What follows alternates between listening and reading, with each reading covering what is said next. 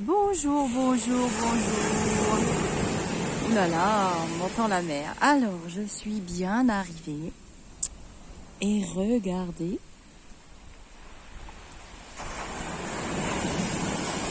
Et j'ai mes zouzous avec moi. Hein. Et les zouzous. Miss Shannon, Miss Mookie, Mr. Mookie, Mrs. Shannon. J'espère que vous m'entendrez bien. J'ai mon petit micro. Alors, je vais vous mettre... Je vais nous installer face au soleil. Il est assez tard et j'ai choisi les pensées quotidiennes. Bon, si vous m'entendez appeler les zouzous, hein, vous connaissez Mademoiselle Shannon maintenant et ses pitreries. Et j'ai mon micro, mais de temps en temps... J'ai quand même envie d'écouter la mer. Ça me détend. C'est une forme de méditation. Regardez, c'est de l'huile. Donc nous sommes le 13 avril. On ne peut nier que les animaux aient une forme d'intelligence. Mais ce qui différencie l'être humain des animaux, c'est qu'il possède un intellect grâce auquel il a la possibilité d'observer, de comparer, de juger et de décider en connaissance de cause dans quelle direction il veut aller. Son intellect place l'être humain à la frontière du monde inférieur et du monde supérieur. Sachant cela, il doit comprendre qu'il a un rôle d'une importance capitale à jouer dans l'univers. Il dépend de lui que s'ouvrent en haut les portes du ciel ou en bas les portes de l'enfer. Puisque, par son intellect, il est placé à la limite des deux mondes. Sa compréhension des choses a des conséquences non seulement sur son propre avenir, mais aussi sur l'avenir de la Terre. De même que le Soleil est la porte des forces divines dans le système solaire, l'être humain peut être la porte des forces solaires sur la Terre. Il a donc un rôle immense à jouer. Alors, tout à fait d'actualité cette lecture, n'est-ce pas?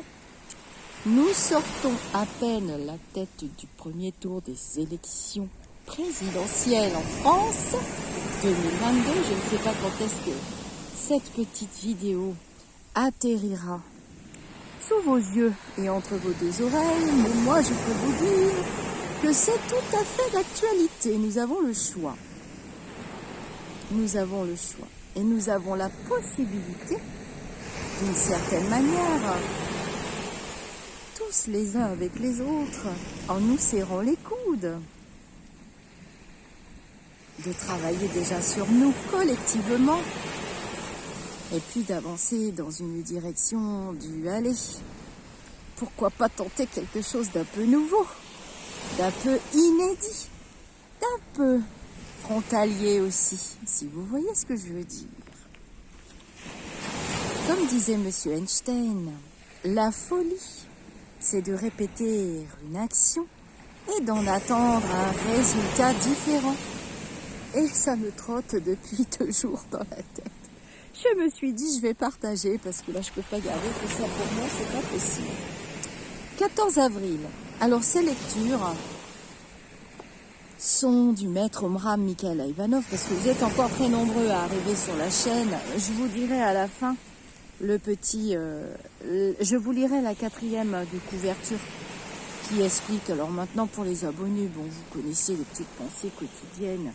On y a pris goût, hein, quand je vois le nombre de vues, je regarde les zouzous en même temps. Faut que je les surveille, on ne sait-on jamais. Mais bon, vu que je bouge pas, en principe, ils vont pas bouger. Je vais vous changer un petit peu l'angle de vue. Ma jolie Bretagne, mon pays, mon amour enchanté. Nous allons lire le 14 avril. Pour agir sur la terre, le ciel a besoin d'ouvriers.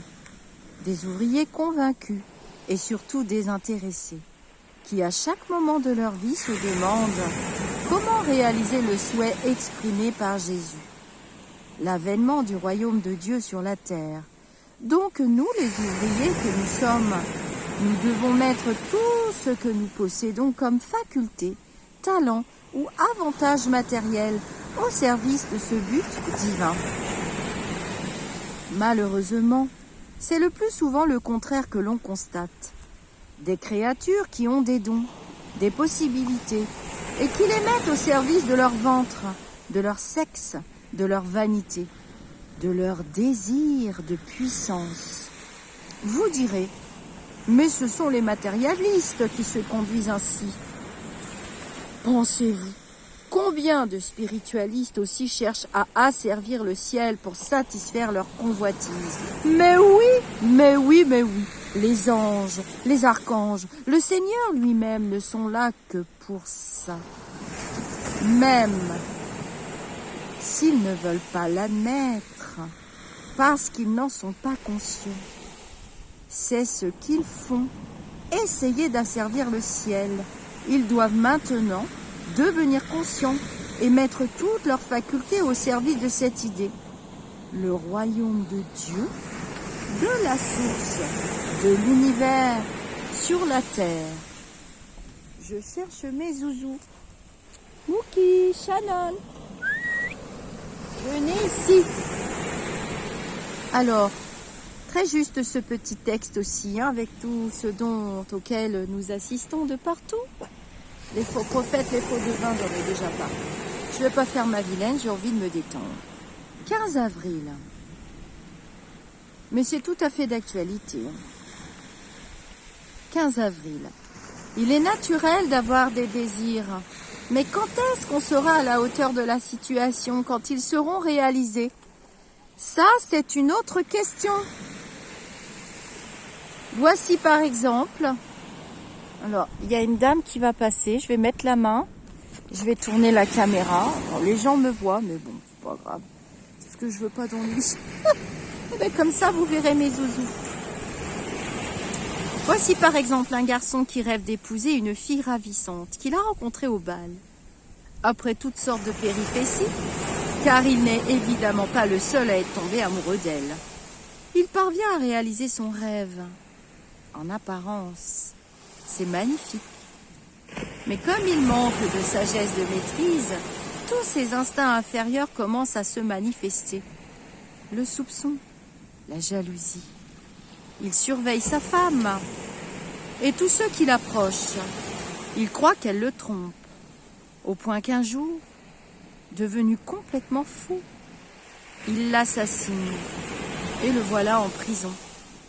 Évidemment, cette histoire est un peu simplifiée, mais c'est bien en général ce qui arrive aux êtres qui veulent à tout prix satisfaire leurs désirs, sans bien se connaître et sans avoir travaillé sur leur caractère. On veut épouser la plus belle fille du monde. On veut obtenir un poste de ministre ou être élu président. On veut gagner le gros lot de la loterie nationale, etc., etc. Et on peut y arriver. Mais combien de temps durera le bonheur d'avoir remporté le succès? Le lendemain déjà, ce sont les problèmes qui commencent. Et alors, est-on prêt à les affronter? Ah non, mais je vous jure, vous n'allez pas me croire, hein. C'est une synchronicité. De toute façon, ce livre, à lui-même, est une synchronicité. Je l'ai trouvé tout à fait par hasard. Et en plus de ça, je vous jure que c'est marqué noir sur blanc, hein. Donc, vous voyez, viens ici, choupette. Parce qu'il y a une petite fille, elle a peur des enfants. Mookie, viens ici. Ici. Voilà.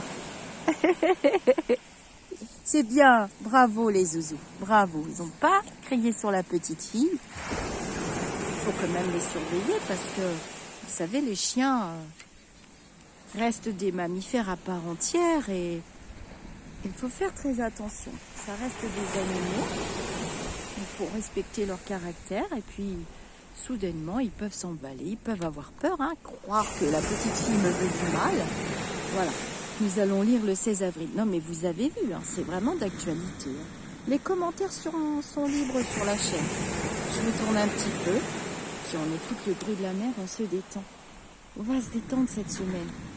Et puis j'avais dit à mon mari, tu vas voir, on va avoir beaucoup de chance, il va faire beau, et le temps va se lever, il va faire doux. Et je lui ai dit, ça fera comme une accalmie dans cette tempête des élections. Le 16 avril. Le 16 avril, pour moi, est un jour particulier. C'est le jour de la naissance de ma fille, qui est mon deuxième enfant. J'ai eu beaucoup de mal à avoir cet enfant avec mon mari. Et je lui ai donné un prénom en mémoire de mon père et en mémoire de la mère de mon mari et de ma mère aussi. Voilà, elle a un prénom assez simple et je n'ai plus de contact avec ma fille depuis 4 ans déjà. C'est son choix, c'est une expérience de vie que j'ai choisi d'accepter. De toute façon, j'avais pas d'autre choix, mon mari non plus.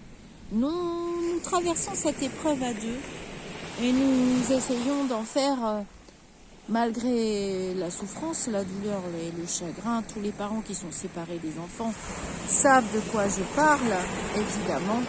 Et pour les autres, quand ils sont petits, nous ne sommes pas vraiment préparés à affronter ce type de situation et pourtant, elle fait partie des expériences. Des expériences aussi. Et nous essayons d'en faire un moteur et nous essayons d'en faire quelque chose d'enseignant. Voilà. 16 avril. Vous voulez tous être en bonne santé. Vous voulez tous vivre dans la paix, l'amour, la joie. Or voilà, non seulement vous ne faites pas grand-chose pour y parvenir, mais on dirait même parfois que vous faites tout pour passer à côté. Comment pensez-vous que toutes ces bénédictions vont vous tomber dessus comme ça par hasard? Bah oui, tiens. Pour les attirer, il faut faire des efforts, des exercices. Parmi ces exercices, un des plus efficaces est de travailler sur l'aura. Il existe des méthodes de concentration pour développer l'aura. Mais la meilleure méthode, la plus sûre, est la pratique des vertus. Par l'amour, vous vivifiez votre aura. Par la sagesse, vous la rendez lumineuse. Par la force de votre caractère, vous la rendez puissante. Par une vie pure, vous la rendez limpide et claire. Chaque vertu que vous développez donne une nouvelle qualité à votre aura. Et c'est cette aura vivante, lumineuse, puissante et claire qui attire sur vous toutes les bénédictions du ciel. Ah, j'aime beaucoup, j'aime beaucoup. Alors, Omram Mikhaël Aïvanov, 1900-1986, était un philosophe et pédagogue d'origine bulgare. Il est venu en France en 1937. Bien que son œuvre aborde les multiples aspects de la science initiatique, je rajouterai quantique personnellement. Il précise « Chacun doit travailler à son propre développement, à condition qu'il ne le fasse pas uniquement pour lui-même, mais pour le bien de la collectivité. » À ce moment-là, la collectivité devient une fraternité. Une fraternité est une collectivité où règne une véritable cohésion. Parce qu'en travaillant pour lui-même, chaque individu travaille aussi consciemment pour le bien de tous. Et bien oui, les enseignements des uns peuvent servir à l'enseignement des autres, à condition qu'on reste dans des énergies positives. Excusez-moi, je regarde mes vidéos. Voilà, parce qu'il y a des gens qui m'ont passé.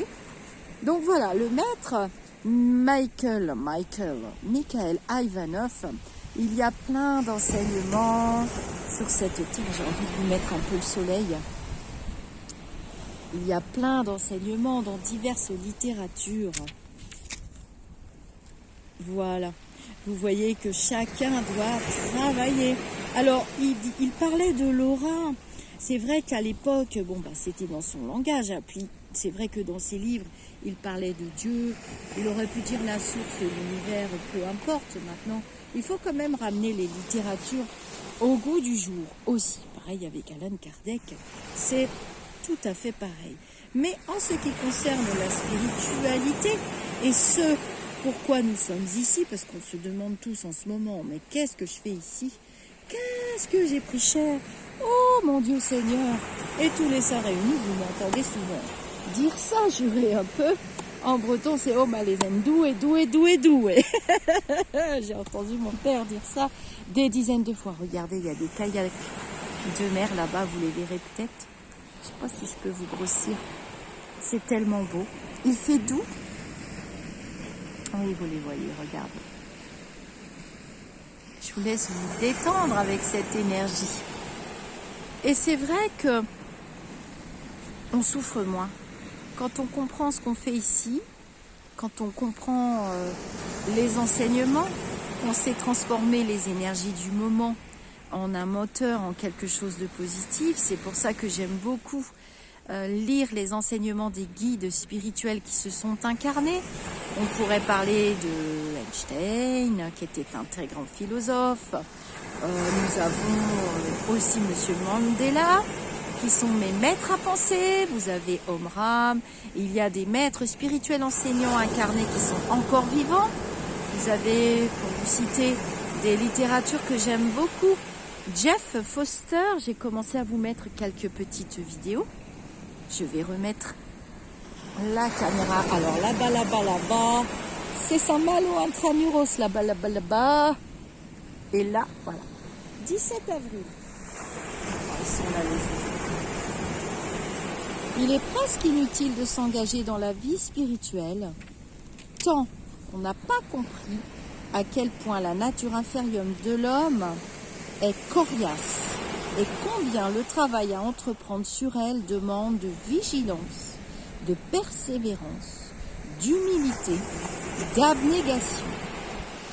Parce qu'elles ont trouvé un enseignement spirituel, beaucoup trop de personnes croient qu'elles vont rapidement se transformer. Eh bien non, la maîtrise de la vie psychique est tellement plus difficile qu'elle ne l'imagine. Il existe bien, dans chaque être humain, cette capacité de renouvellement, de régénération, de divinisation. Mais c'est un processus très lent. Et ce que chacun peut réaliser dans cette existence dépend du travail déjà commencé dans les incarnations antérieures. Pour celui qui n'a pas conscience des difficultés qu'on rencontre inévitablement dans la vie spirituelle, il est impossible de progresser. Alors, il souffrira et il fera aussi souffrir les autres. S'engager dans la vie spirituelle exige d'être d'abord très lucide sur soi-même. Alors, ce texte, il est très intéressant. Attendez, parce que là, je ne les vois plus. Mookie, Shannon, où est-ce que vous êtes? Ah, ça y est. Je les ai éduqués tout petits, dès leur naissance, à ce sifflement. Et ça, c'est le sifflement. Vous savez, un chien... je passe d'une conversation à l'autre, bon, c'est pas grave. Hein. Un chien, c'est un mot, un son, un geste. C'est pas la peine de leur faire de grandes phrases alambiquées, c'est comme si vous leur parliez, vous me parliez à moi japonais ou chinois ou une autre langue que je ne connais pas. Un mot, un geste, et c'est tout petit, répétitivement, et on peut leur sauver la vie comme ça et la nôtre avec. Et voilà, ils sont revenus. Viens ici, Mickey. Donc je vous disais, cette page du 17 avril, alors c'est des vidéos intemporelles, hein. Enfin là, elles trouvent quand même leur place en synchronicité par rapport aux élections. C'est vrai que s'engager sur le chemin spirituel avec tout le New Age et tout ce que vous voyez en vidéo, partout, beaucoup de fausses personnes, et d'ailleurs des personnes qui vont d'ailleurs elles-mêmes très mal. Hein. Je peux vous dire que comme enseignement, j'ai reçu en consultation privée, ne serait-ce de très belles personnes, bien plus avancés que moi d'ailleurs, qui voulaient juste un éclairage sur leur futur, mais majoritairement avec tout ce renouvellement d'énergie là, parce que nous sommes en plein travail énergétique pour la planète, enfin c'est la planète qui nous envoie ces vibrations et l'univers, plus toutes les énergies christiques dans toutes les religions. Là nous avons beaucoup d'êtres spirituels désincarnés, des êtres galactiques, je vous ai dit de leur donner le nom que vous vouliez, cela n'a aucune importance pour eux, parce que là c'est stop, c'est stop parce que la planète va être complètement flinguée. Et nous sommes bouleversés nous-mêmes à notre niveau vibratoire en tant qu'être humain. Je vous ai fait plusieurs vidéos sur le sujet, donc nous sommes dans des enseignements spirituels très importants. Nous sommes à la porte d'une nouvelle ère, la planète a connu des ères et des ères et des ères et des ères, des ères, E-R-E-S, pas un désert. Vous pouvez jouer sur les mots aussi, nous traversons une sorte de désert très compliqué, et c'est pas par hasard que les élections ont lieu en avril, parce que je vous avais prédit aussi qu'au mois de mai, nous allons nous prendre une rincée énergétique. Et ceux qui ne sont pas ancrés, alors on a l'impression qu'ils sont barrés, on les appelle les perchés. Non, c'est par manque d'ancrage. D'abord, on ne doit pas porter de jugement pour nos frères et nos sœurs qui sont désancrés, complètement perchés. Du coup, on se trouve des dons fabuleux, on s'invente des potentiels pour s'occuper des autres, alors que déjà, on doit commencer par soi-même. C'est ce que cette page du 17 avril et du 16 avril vous indique, clairement, Et non, la vie spirituelle, c'est pas du tout le chemin le plus facile, mais c'est le chemin que votre âme, curieusement, on est nombreux à avoir décidé de s'engager dans cette voie. Et moi, j'en démordrai pas, et c'est ce qu'on va faire. Donc là, on va quand même arriver par la force des choses à un choix. Nous sommes encore dans des enseignements. Cependant, nous avons avancé parce que nous avons 5 ans d'expertise sur le sujet. Bon, la première fois, on s'est engagé, on s'est dit, tiens, c'est tout nouveau et pourquoi pas. Et vous avez vu qu'il n'y a pas d'erreur. Parce que soit je gagne, soit j'apprends. Donc là, on doit se poser et se dire, qu'est-ce qu'on a appris? Quels sont les enseignements? Qu'est-ce qu'on aimerait pour la suite? On aimerait un peu plus de douceur. On aimerait pouvoir vivre et respirer quelque chose de propre au niveau vibratoire. Quelque chose qu'on n'a pas encore tenté. Bon, c'est pas non plus des élections Kleenex, faut pas exagérer. On n'est pas en face d'énergie totalement diabolique. Quoique quand dans mes jeux, si vous avez bien remarqué, on est quand même dans un monde de matérialité. Vous avez vu que je tirais souvent la carte du diable et des deniers. Et les deniers, dans le tarot, ça nous indique clairement l'argent. Et le diable, la manipulation, les affaires, la domination. Alors, est-ce qu'on veut continuer à être dominé par nos instincts purement matérialistes? Parce que ça, on ne va pas l'emporter de l'autre côté. D'ailleurs, on va bien rigoler avec les citations des grands-mères qui nous disaient on n'a jamais vu un coffre-fort suivre un cercueil et atterrir de l'autre côté, ça se saurait. Dans les instants de lecture, j'ai souvenir de vous avoir fait une petite vidéo. Venez ici les zouzous! Ici! Ils sont en train d'aller vers les gens, là. Oui, dans les instants de lecture, je vous ai fait une très belle vidéo. Je vais essayer de vous la retrouver, de vous la mettre en post. Ce sera plus simple pour vous. C'est bien. Bien les chiens. Mais comme ça vous permet d'être détaché, parce qu'ils sont en liberté. C'est bien, mes zouzous. Et du coup, dans cette vidéo, c'est un très joli texte de James Van Praagh, que j'ai trouvé dans son livre... l'âme, je me rappelle plus le titre du livre, j'ai du mal avec les titres. Et ce texte vous parle d'un homme très très riche qui vivait sur terre et qui, une fois arrivé de l'autre côté, arrive à la porte et rencontre Saint-Pierre. Et donc il était content avec tout son argent et tout. Et quand l'âme se désincarne, souvent on est un peu groggy, on se comporte comme on l'était en partant de la planète. Et du coup, il arrive de l'autre côté, il croit être accueilli à bras ouverts, avoir un palais, des richesses et tout ce qu'il faut. Je vais vous retrouver la vidéo et vous verrez, ce texte est très très parlant. Au début de la chaîne, j'ai quand même mis des textes en instant de lecture que vous pouvez aller réécouter. Mais je vais vous les repartager là. Hein, et vous verrez que ça va percuter vos âmes parce que on est en souffrance. On est en souffrance. Il ne m'appartient pas de vous dire pour qui voter. Ce serait une infraction à toutes les lois spirituelles. J'ai déjà mon idée. Hein. Mais entre nous, on sait ce qu'on ne veut pas. Et si on commençait tous à prendre un peu des risques? Et si on allait vers quelque chose de nouveau? Et pourquoi pas? Moi, je vais lire vos commentaires parce que la chaîne, elle est là pour qu'on échange, pour qu'on parle, on en discute. On peut se faire une soirée juste avant, en se serrant les coudes. Puisqu'on était d'accord pour un extrême, ben pourquoi on n'irait pas dans un autre extrême? Ouh là là, il y a des gros chiens. Je vais vous laisser.